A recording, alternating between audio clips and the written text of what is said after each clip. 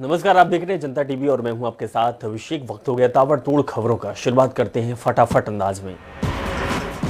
आज विजयदशमी का त्यौहार है और इस मौके पर सीएम योगी ने प्रदेशवासियों को विजयदशमी के मौके पर बधाई दी और ट्वीट करते हुए कहा कि असत्य पर सत्य, अधर्म पर धर्म और बुराई पर अच्छाई की विजय का प्रतीक महापर्व विजयदशमी की सभी प्रदेशवासियों और श्रद्धालुओं को हार्दिक बधाई।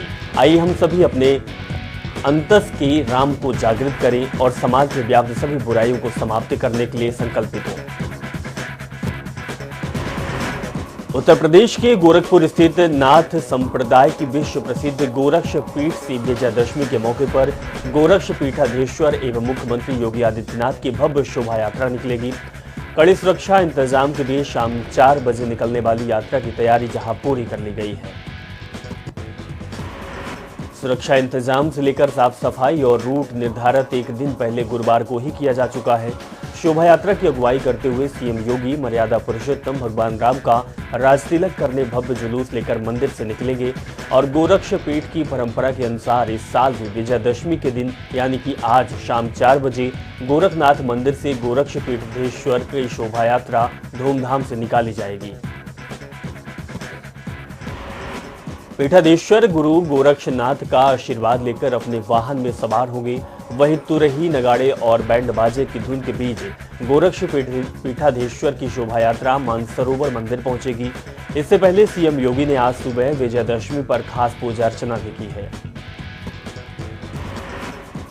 उत्तर प्रदेश के परिषदीय और अशासकीय सहायता प्राप्त प्राथमिक और उच्च प्राथमिक विद्यालयों के सभी बच्चों का यूनिफॉर्म, स्वेटर, जूता, मोजा और स्कूल बैग देने की बजाय योगी सरकार इन वस्तुओं को खरीदने के लिए बच्चों के अभिभावकों के बैंक खातों में धनराशि भेजेगी। हर बच्चे के लिए अभिभावक के बैंक खाते में डायरेक्ट बेनिफिट ट्रांसफर के तहत 1100 रुपए भेजे जाएंगे और सभी बच्चों के अभिभावकों को ये धनराशि उपलब्ध कराने पर कुल 1811 करोड़ रुपए खर्च आएगा। बेसिक शिक्षा विभाग के इस प्रस्ताव को कैबिनेट से मंजूरी दिलाने की तैयारी में है। वहीं प्रस्ताव कैबिनेट से मंजूर होने के बाद जल्द ही कार्यक्रम आयोजित कर मुख्यमंत्री के हाथों से धनराशि अभिभावकों के खातों में भेजी जाएगी। गोरखपुर में सीएम योगी सभी मंदिरों में जाकर विधिवत पूजा अर्चना की है और वहीं सीएम योगी आदित्यनाथ आज गौशाला में जाकर गायों को चना गुड़ खिलाकर गायों को स्नेह दिया। बता दें कि सीएम योगी पिछले 2 घंटों से पूजा अर्चना में लगे हुए हैं। उत्तर प्रदेश में आगामी विधानसभा चुनाव की तैयारी में जुटी भारतीय जनता पार्टी के सभी मोर्चे अलर्ट मोड पर दिखाई दिए। किसान संवाद कार्यक्रम में धरती पुत्रों का मन टटोल चुकी भारतीय जनता पार्टी किसान मोर्चा अब खेत खलिहानों के बीच चुनावी जमीन मजबूत कर लेना चाहते हैं। विजय के इस अभियान का शंखनाद विजयदशमी को किया जाएगा और पहले दिन ही जिले के ग्राम पंचायत में किसान चौपाल का आयोजन किया जाएगा। लौह पुरुष सरदार वल्लभ भाई पटेल की जयंती तक सभी 58,195 ग्राम पंचायतों में किसान चौपाल आयोजित करने का लक्ष्य रखा गया है। लखीमपुर हिंसा मामले में रिमांड पूरी होने के 15 घंटे पहले ही आशीष मिश्रा को जेल भेज दिया गया। शुक्रवार सुबह 10 बजे पर रिमांड पूरी होती थी। इससे पहले ही गुरुवार रात 7 बजे के करीब उसे जेल भेज दिया गया। एसआईटी ने आज घटनास्थल तिकुनिया पर सीन रिक्रिएशन का काम किया, जहां से लौटने के बाद उसे जेल में दाखिल कर दिया गया। तिकुनिया में 3 अक्टूबर को 4 किसान और एक पत्रकार की थार जीप के नीचे कुचलकर मौत हो गई। एसआईटी टीम केंद्रीय गृह राज्य मंत्री अजय मिश्र के आरोपी बेटे आशीष और उसके दोस्त अंकित दास को लेकर पहुंची। साथ में उसका मैनेजर और सिक्योरिटी गार्ड लतीफ उर्फ काले और ड्राइवर शेखर भारती को भी गिरफ्तार किया गया। किसानों के पुतलों पर पुलिस जीप चढ़ाकर पूरी घटना का सीन रिक्रिएशन किया। अखिल भारतीय अखाड़ा परिषद के अध्यक्ष का 25 अक्टूबर को ऐलान हो जाएगा। अखाड़ा परिषद कार्यकारिणी स्तर पर इसकी तैयारी शुरू कर दी गई। परिषद कार्यकारिणी ने प्रयागराज स्थित तपोनिधि श्री निरंजनी अखाड़ा दारागंज में बैठक बुलाई है। परिषद के प्राचीन परंपरा के साथ ही निरंजनी अखाड़े में ही नए अध्यक्ष का चयन होगा, जिसके लिए 7 अखाड़े से सहमति दे दी गई है। श्री निरंजनी अखाड़े के अध्यक्ष पद के लिए अखाड़े के सचिव श्री महंत रविंद्रपुरी दौड़ में सबसे आगे चल रहे हैं।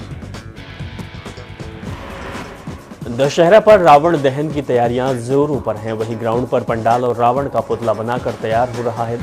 2 साल से कोरोना के चलते रावण दहन का कार्यक्रम जनता के बीच नहीं हो सका, लेकिन कोरोना महामारी का प्रकोप कम होने पर इस बार यूपी सरकार ने गाइडलाइन के साथ आयोजन की परमिशन दी है।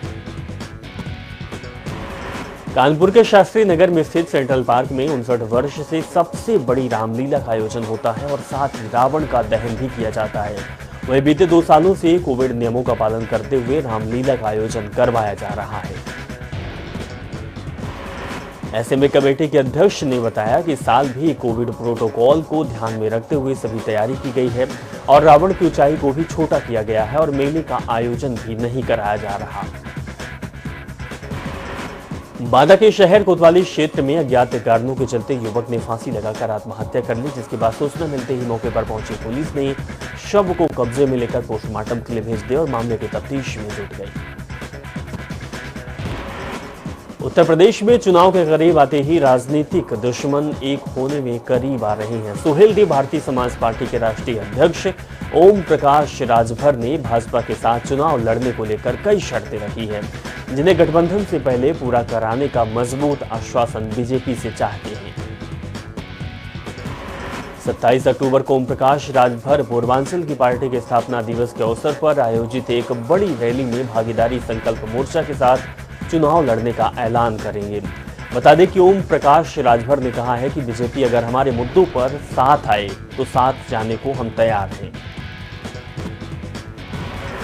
ललितपुर में कुछ युवकों ने महिला को सोने की चैन लूटकर फरार हो गई। लूट की पूरी वारदात सीसीटीवी कैमरे में कैद हो गई, जिसके बाद महिला ने थाने जाकर आरोपी के खिलाफ शिकायत दर्ज कराकर पुलिस से कार्रवाई की मांग की है।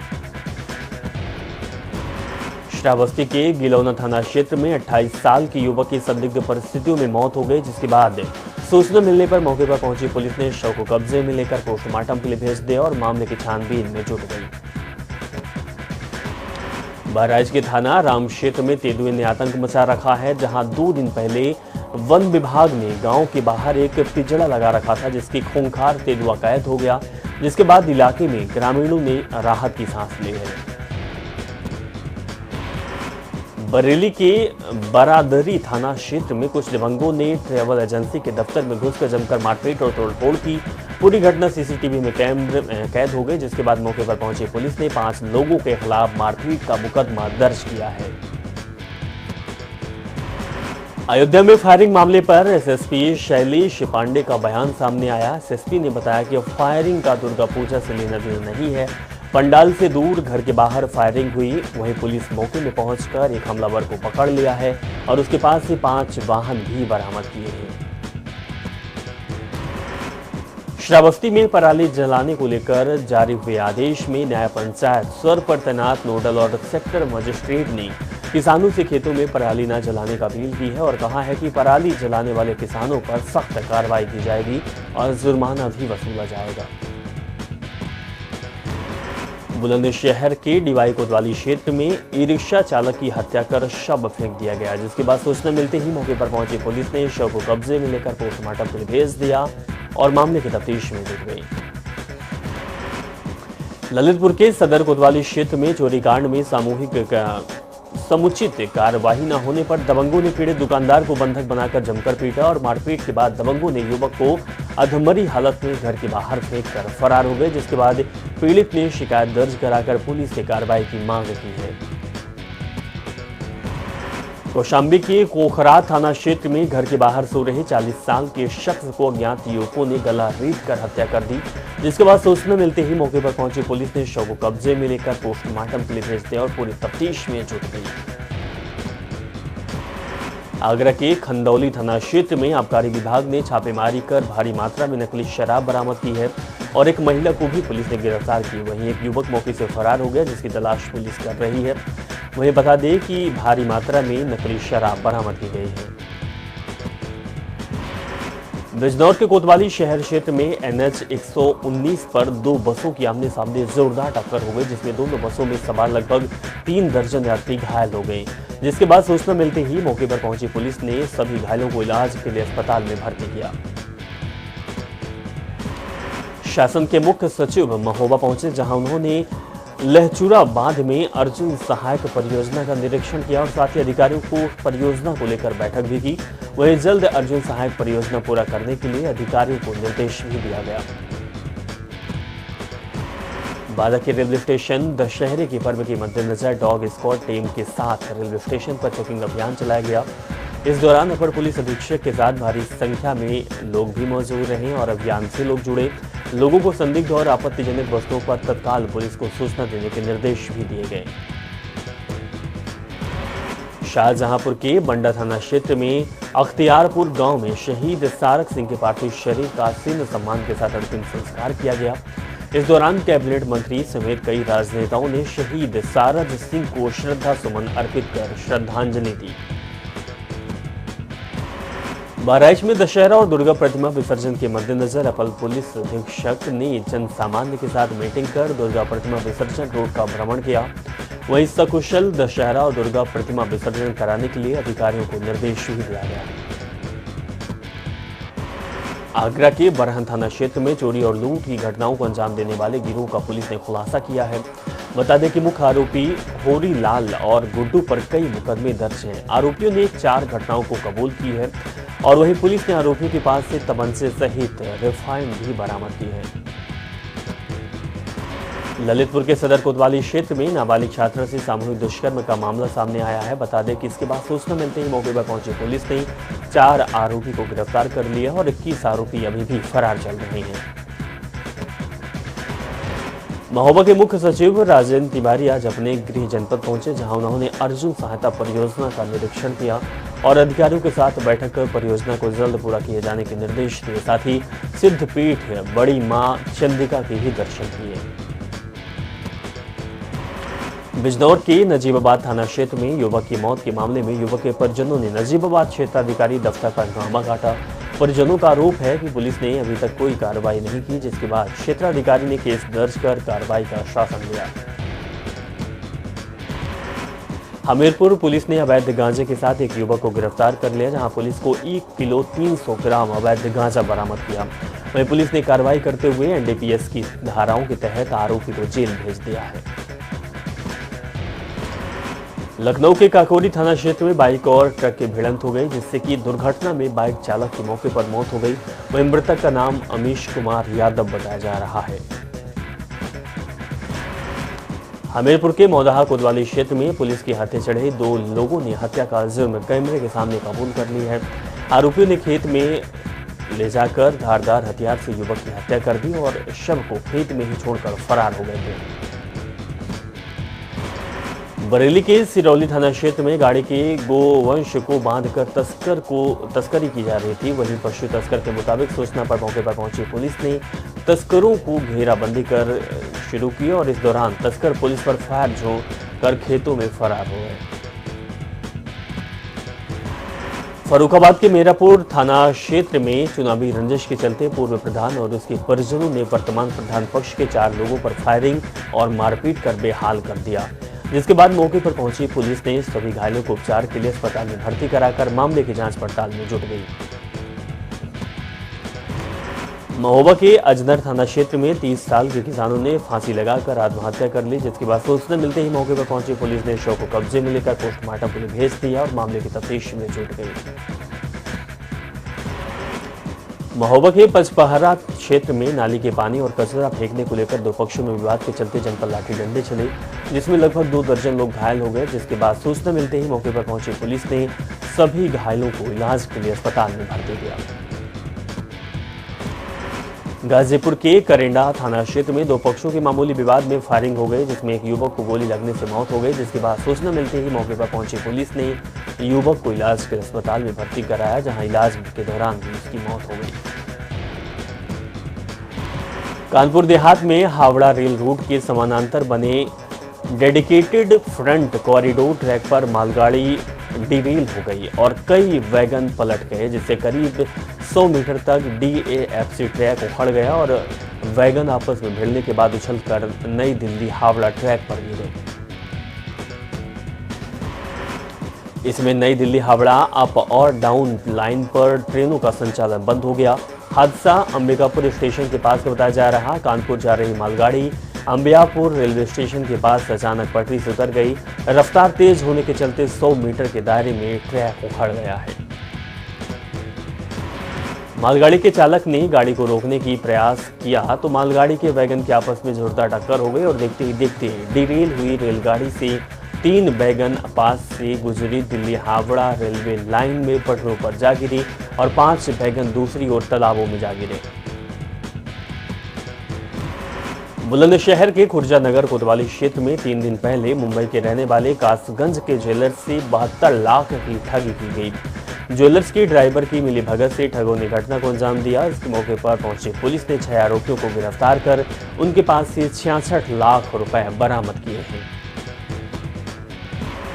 देवरिया के रुद्रपुर क्षेत्र में हर साल अचानक भयानक पंडाल बनाया जाता है, जो कि शहर में चर्चा का विषय बनता है।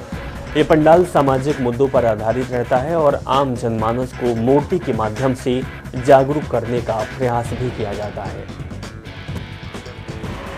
फतेहपुर के कल्याणपुर थाना क्षेत्र में पुलिस और एसओजी टीम ने चेकिंग के दौरान उन्नाव की तरफ से जा रही एक मोटरसाइकिल पर सवार 2 संदिग्ध युवकों को रोकने की कोशिश की तो युवक पुलिस पर फायर झोंक कर भागने लगे और पुलिस मुठभेड़ में एक अभियुक्त के पैर में गोली लगी। बिजनौर के कोतवाली देहात थाना क्षेत्र में कार तालाब में पलट गई, जिसमें कि कार सवार 4 लोगों की मौके पर ही मौत हो गई, वहीं 3 लोग घायल हो गए। जिसके बाद मौके पर पहुंची पुलिस ने सभी घायलों को उपचार के लिए अस्पताल में भर्ती कराया और शवों को पोस्टमार्टम के लिए भेज दिया। लखनऊ में श्री राम भक्तों के इंतजार की घड़ी अब खत्म होने जा रही है। बता दें कि तेजी से राम जन्मभूमि मंदिर का निर्माण चल रहा है।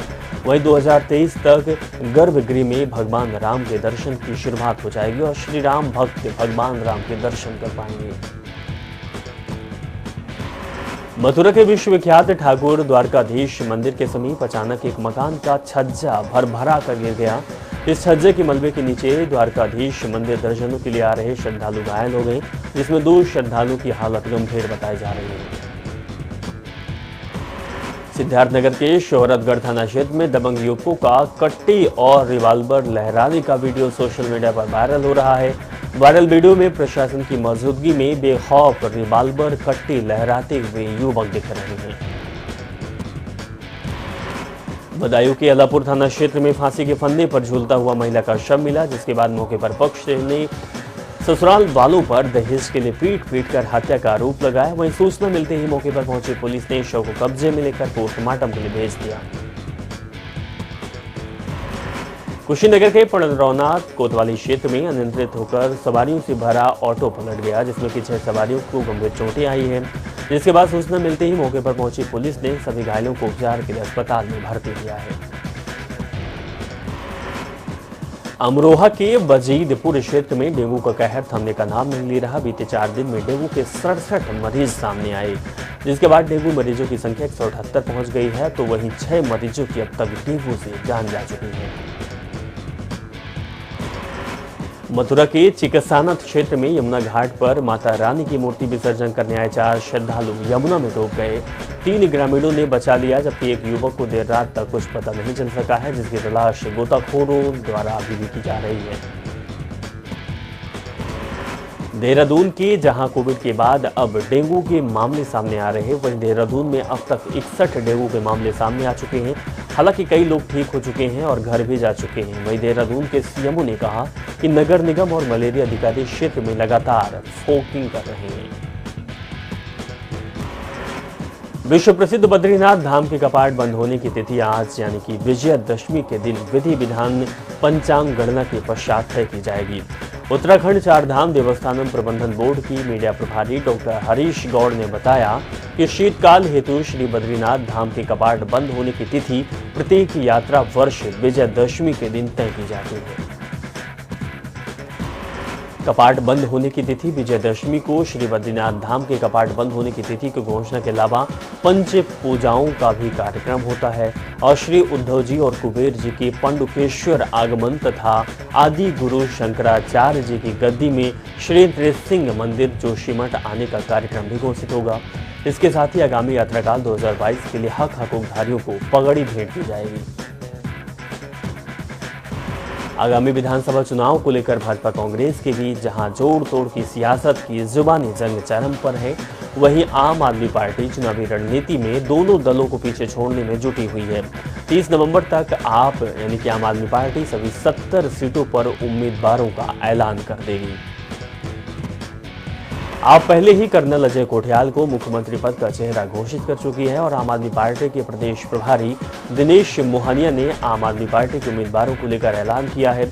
उन्होंने कहा कि भाजपा और कांग्रेस से पहले 30 नवंबर तक आप सभी उम्मीदवारों की घोषणा कर देगी। साथ ये भी कहा कि पार्टी में चेहरों की कोई कमी नहीं है। आप चेहरे की जनता के बीच में चुनावी चेहरे होंगे और पार्टी का मानना है कि जिसके नाम पर चुनाव लड़ा जाना है उसके नाम पहले से ही तय हो चुका है। उत्तराखंड में बीते 24 घंटे में 28 नए कोरोना संक्रमण के मामले सामने आए। एक भी मरीज की मौत नहीं हुई, जबकि 4 मरीजों को ठीक होने के बाद घर भेजा गया। सक्रिय मामलों की संख्या उत्तराखंड में 175 पहुंच गई है। स्वास्थ्य विभाग की ओर से जारी बुलेटिन के अनुसार 14,709 सैंपलों की जांच रिपोर्ट नेगेटिव आई। 5 जिलों अल्मोड़ा, बागेश्वर, टिहरी, उधमसिंह नगर, उत्तरकाशी में एक भी कोरोना का मामला नहीं आया। देहरादून में प्रशासन ने कोविड वैक्सीनेशन को बढ़ावा देने के लिए एक नई पहल की शुरुआत की। डीएम का कहना है कि 18 अक्टूबर से 2 नवंबर तक त्योहारी सीजन के चलते बाजारों में काफी भीड़ भाड़ रहेगी और इस दौरान कोरोना बढ़ने का भी खतरा बना रहेगा। जिला प्रशासन का कहना है कि त्योहार का मजा तभी है जब दूसरा डोज लगा है। इसके साथ ही जनता को सेकंड डोज लगाने के लिए प्रेरित करने का फैसला लिया गया। साथ ही खासतौर पर इस दौरान डोज लगाने वालों के लिए लकी ड्रॉ के माध्यम से इनाम की भी व्यवस्था प्रशासन के द्वारा की गई है। स्वास्थ्य विभाग की ओर से जारी बुलेटिन के अनुसार गुरुवार को 14,709 सैंपलों की जांच रिपोर्ट नेगेटिव आई, जहां से जिला अल्मोड़ा, बागेश्वर, टिहरी, उधमसिंह नगर और उत्तरकाशी में भी संक्रमण का मामला नहीं मिला। वहीं चमोली और पौड़ी में 1, चंपावत में 4, देहरादून में 6, हरिद्वार और रुद्रप्रयाग में 2, नैनीताल में 9 और पिथौरागढ़ में 3 कोरोना के संक्रमण के मामले मिले। सूबे में अब तक कोरोना के कुल संक्रमितों की संख्या 3,43,729 हो गई है। इनमें से 3,30,000 से ऊपर लोग ठीक हो चुके हैं। प्रदेश में कोरोना के चलते अब तक कुल 7,397 लोगों की जान जा चुकी है।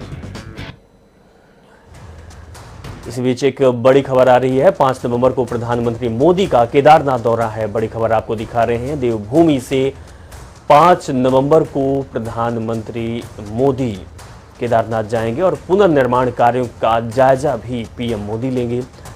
तो बड़ी खबर आपको दिखा रहे, कई परियोजनाओं का लोकार्पण और शिलान्यास भी देश के प्रधानमंत्री मोदी करेंगे। वहीं बता दें कि प्रदेश अध्यक्ष मदन कौशिक ने इस बाबत जानकारी दी है। उन्होंने कहा है कि प्रधानमंत्री मोदी का दौरा 5 नवंबर को होगा और केदारनाथ दौरे में प्रधानमंत्री मोदी जाएंगे और साथ ही पुनर्निर्माण का जो कार्य चल रहा है उसका जायजा लेंगे और कई परियोजनाओं का लोकार्पण और शिलान्यास भी प्रधानमंत्री मोदी करेंगे केदारनाथ दौरे पर।